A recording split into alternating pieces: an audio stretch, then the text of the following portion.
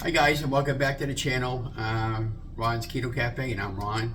Well, today we're going to be making a easy peasy Chaffles, and for this you'll need 3 eggs, and we're going to need the star of the show, provolone cheese, and this is the ultra thin from Sargento. And what we'll do is open up the package, and we'll use probably 1, 2, 3, 4, 8 slices, and then we'll put them on the mini dash. And today we're going to be using our mini food processor, which is this, and I'll show you. We're going to be using this little mini processor. We're going to put the 3 eggs in here. We already got the eggs cracked because we don't want to make sure we got no shells in it.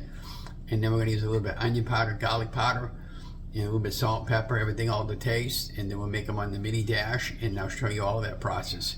So without further ado, let's flip the camera around and go ahead and get these going. Now I have my 3 eggs already cracked because I didn't want any shells. And everything's all to taste as far as the amounts of onion powder and garlic powder and salt and pepper you put in. I just usually put a little bit in.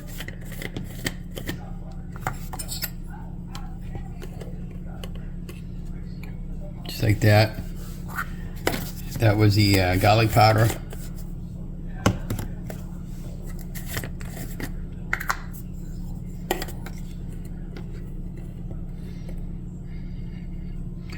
The onion powder, put a little bit of salt, and we're going to put a little bit of salt and pepper. We're going to use pink Himalayan salt. Again, everything to taste, and a little bit of pepper. It's better if you have fresh cracked pepper, but again, we're using what we have on hand. And now, before we get that going, we're going to get the mini dash going. We have the, let me move the camera so you can see. So we have the mini dash, we're going to get that going. And this is the stick blender that I bought. It just connects to the top part of that. I'll show you how to do that. The light will go out when it's ready to use. And since we got that all ready, we can go ahead and get this going. And I'm going to transfer this into the measuring cup because it'll be easier to pour. And you can add almost anything into your seasonings.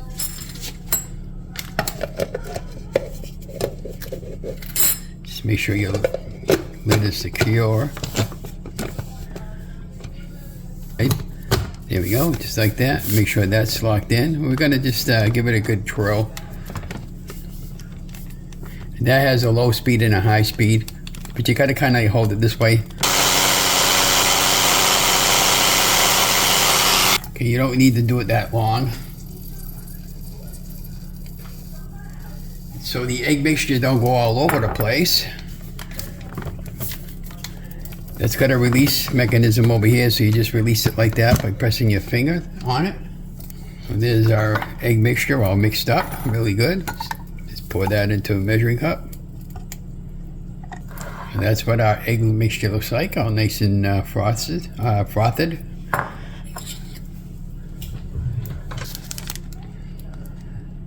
can see the macros are very clean. So this is what the cheese looks like when you take it out of the package. I'm going to put that over. It's really, like I said, it's really ultra thin. I'm going to pull off a couple of pieces here, try not to rip it. Here's, looks like 2, but it's actually 1. So I'll put that over there, and that'll be the first slice of cheese. And this one here, see how paper thin it is? So all you do is you just take your cheese. And what I like about this cheese, it fits perfect for the dash. Just put it on top of there, let it melt for a minute or half a second.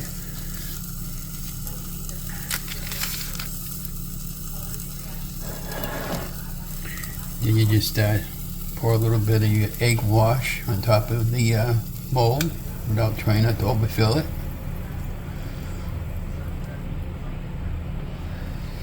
And put your other piece of cheese on top. And we use a plate in case this overfills so we don't make a mess on the counter. And we just close the lid. And when you see the steam starting to come up, the light will go out in about 2.5 minutes, and it'll be ready to pop that out of there. And you just can repeat the process. So at this point, we're just going to take the cheeses off here, separate them, the ones we're going to use, and put the rest back in the refrigerator. See how easy they come off. So you got 2, but I'm gonna make 4 sandwiches out of these.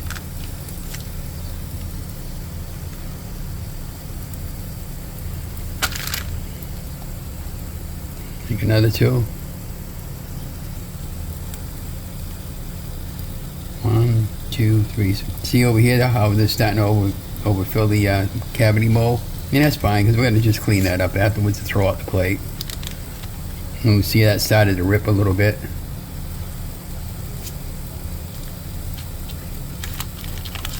But this is the kind of meat that we're going to use. This is called, it's like a P&P loaf, it's actually called.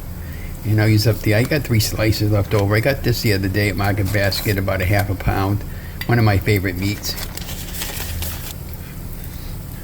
Went out, now it's time to lift that up. Now this is going to be hot, so be careful. And you just pick that up like that. You don't want to burn yourself, or a piece of paper towel. You're going to put that on a plate. Be careful when you pull it out, because it will be hot. See that? Nice and crunchy and golden brown. Now you just repeat the process.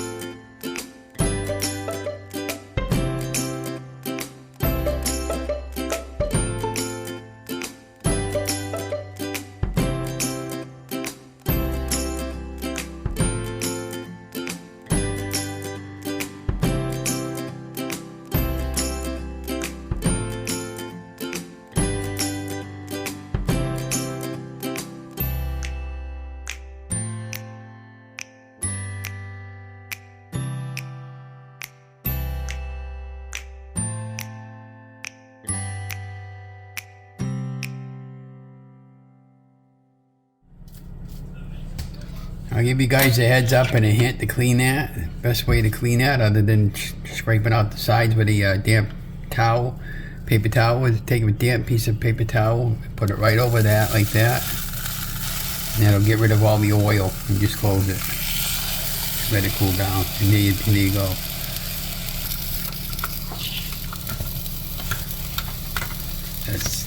That would have been all over my countertop. So here are our 5 Chaffles. Now let's go ahead and make a couple of Chaffle sandwiches, or Chaffles. So what I usually do is, there's my placemat. I make a couple of them anyways, just like that.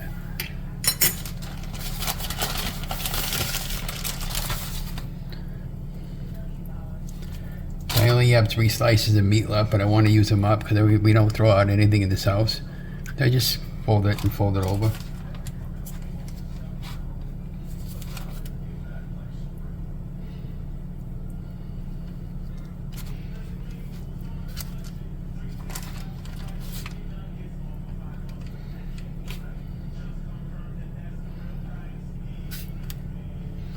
This is that 3rd piece.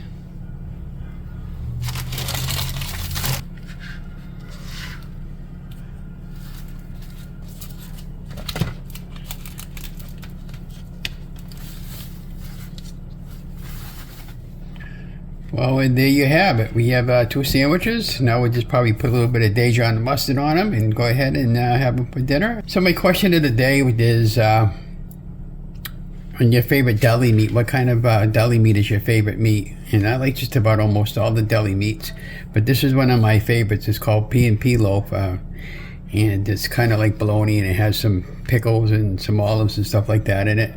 And I'll just put a little bit of mustard on there and have that. No, we don't have to have cheese because we already got cheese in our sandwiches. But let me know what you guys think. Have a great day.